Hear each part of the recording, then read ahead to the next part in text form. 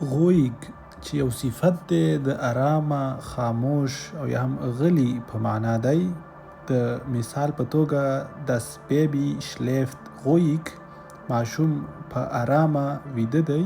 او په یو بل مثال کې وایو ist ein sehr ruhiger Mensch، هغه یو ډیر آرام طبیعته انسان دی. په بل مثال کې وایو bleib ruhig، alles wird gut، آرامه اوسه، هر څه به ښه شي. verwenden د استفاده کولو، کارولو یا هم استعمالولو په معنا دی. د مثال په توګه kann ich deinen Laptop verwenden، آیا زه ستا لپټاپ کارولای شم. په یو بل مثال کې وایو ich verwende diese App zum Deutsch lernen، زه دا اپلیکیشن د الماني ژبې د زده کړې لپاره کاروم. او په بل مثال کې وایو ich verwende WhatsApp jeden Tag، زه WhatsApp هر ورځ کاروم. die Gesundheit د روغتیا یا هم سلامتیا په معنا ده. د مثال په توګه die Gesundheit ist das Wichtigste، روغتیا تر ټولو غوره ده. او په یو بل مثال کې وایو Sport ist gut für die Gesundheit، ورزش د روغتیا لپاره ښه دی. په یو بل مثال کې وایو viel Wasser zu trinken ist gut für die Gesundheit، د ډیرو اوبو څښل د روغتیا لپاره ښه دي. der Schnupfen د زکام یا هم پوزې بهیدنې په معنا دی. د مثال په توګه ich habe Schnupfen، زه زکام یم یا هم زه زکام لرم. په یو بل مثال کې وایو hast du noch Schnupfen، آیا لا تر اوسه زکام یې یا هم لا تر اوسه زکام لري. په یو بل مثال کې وایو Tee mit Honig hilft gut gegen Schnupfen، چای د شاتو سره د زکام په ضد ګټور دی یا هم چای له شاتو سره د زکام لپاره ښه دی. tun چې تیر شوی حالت حتګیټان دی، د کولو یا هم تر سره کولو په معنا دی. د مثال په توګه was tust du da، ته هلته څه کوي. په یو بل مثال کې وایو ich tue mein Bestes، زه به خپله تر ټولو ښه هڅه وکړم. په یو بل مثال کې وایو hat mir wehgetan، هغه ما ته درد را کړ یا هم هغه زه خو کړم او یا هم هغه ما ته تاوان را کړ. او په یو بل مثال کې وایو ich weiß nicht was ich tun soll، زه نه پوهیږم چې څه وکړم. der Absender د لیږونکي په معنا دی. د بریف، پاکټ او یا هم پارسل لیږونکي ته ویل کیږي. د مثال په توګه der Absender steht auf dem Briefumschlag، د لیږونکي نوم د لیک پر پاکټ لیکل شوی. der Ort د ځای یا هم موقعیت په معنا دی.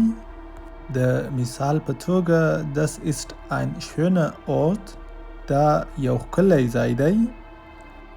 او په بل مثال کې وایو der Unfall passierte an diesem Ort، پیښه یا هم واقعه په همدې ځای کې وشوه. په یو بل مثال کې وایو das ist der Ort wo wir uns getroffen haben، دا هماغه ځای دی چیرته چې موږ سره کتلي وو.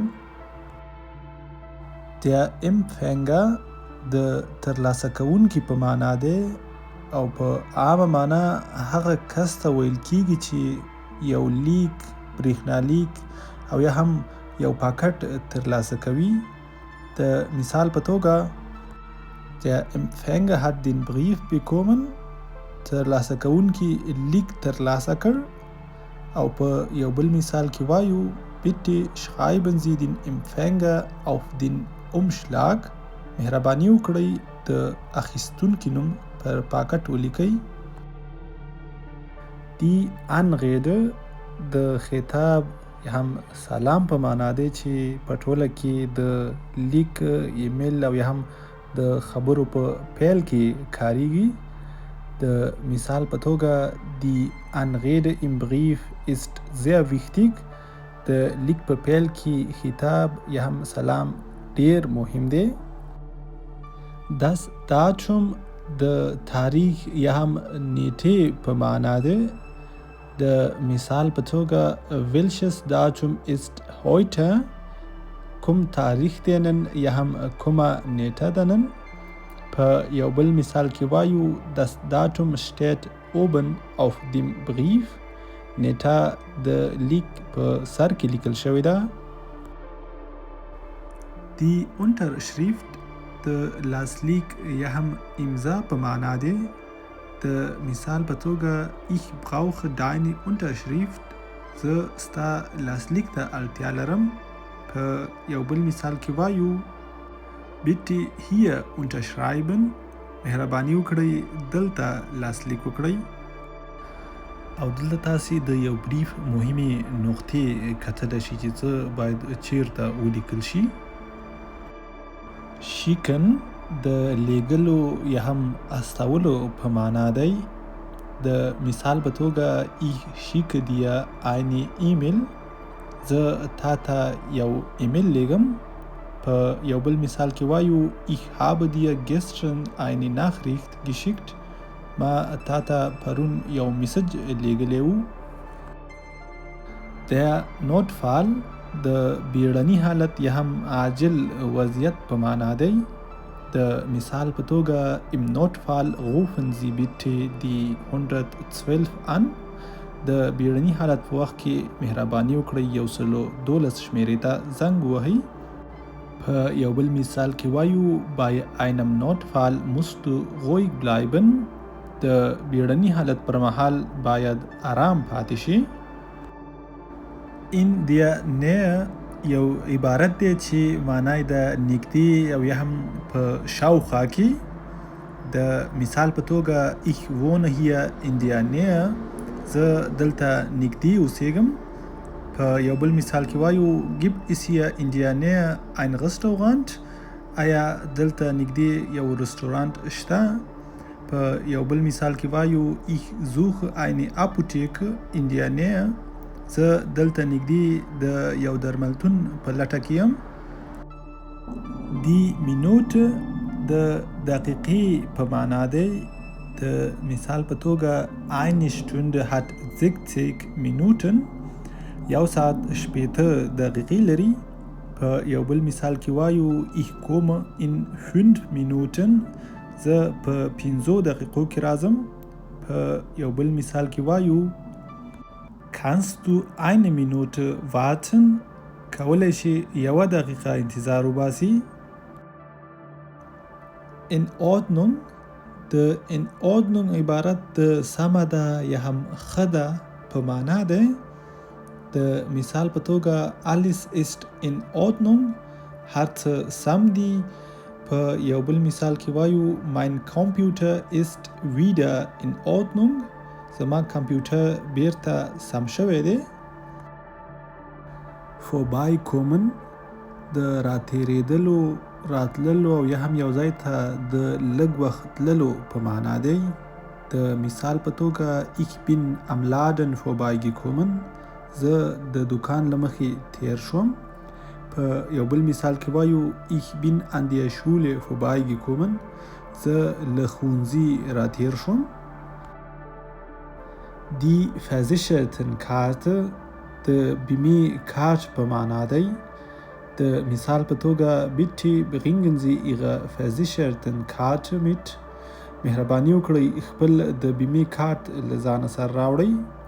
په یو بل مثال کې وایو ich habe eine neue Versichertenkarte von meiner Krankenkasse bekommen. ما له خپل بیمې شرکت څخه نوې د بیمې کارت ترلاسه کړ.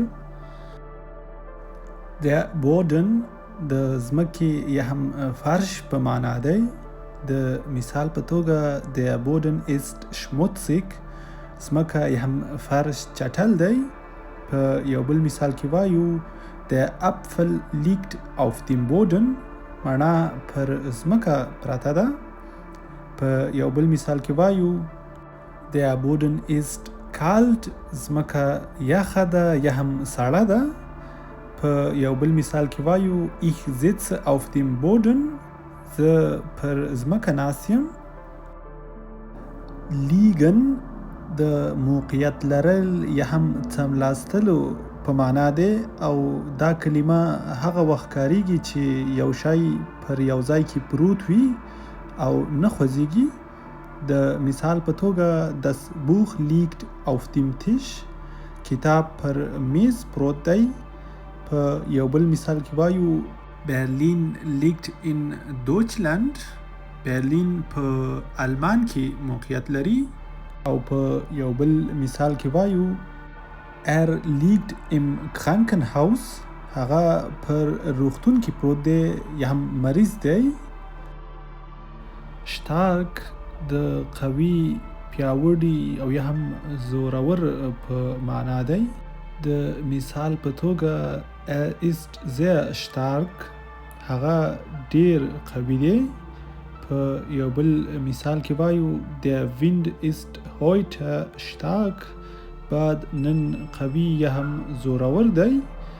په یو بل مثال کې وایو ich habe starke Kopfschmerzen زه سخت سر درد لرم یا هم زما د سر درد شدید دی. plötzlich د ناڅاپه یا هم ناګهانه په معنا دی. د مثال په توګه ist plötzlich krank geworden هغه په ناڅاپي ډول مریض شو. په یو بل مثال کې وایو das Licht ging plötzlich aus څراغ ناڅاپه خاموش شو. په یو بل مثال کې وایو alles hat sich plötzlich verändert هر څه ناڅاپه بدل شول. passieren د پیښ کېدل یا هم رامنځته کېدلو په معنا دی. د مثال په ډول was ist passiert څه پیښ شول یا هم څه پیښ شوي دي. په بل مثال کې وایو mir ist nichts passiert ما ته هیڅ نه دی پیښ شوي. په یو بل مثال کې وایو so etwas darf nicht wieder passieren داسې شی باید بیا ونه شي. زموږ د نن ورځې ویډیو هم پر همدې ځای پای ته رسیږي. هیله ده چې ویډیو مو خوښه شوې وي او خوند مو ترې اخیستی وي. که ویډیو مو خوښه شوې وي زموږ ویډیو در سره لایک او له ملګرو سره یې شریکه کړئ. تر بیا ښې چارې د الله په امان.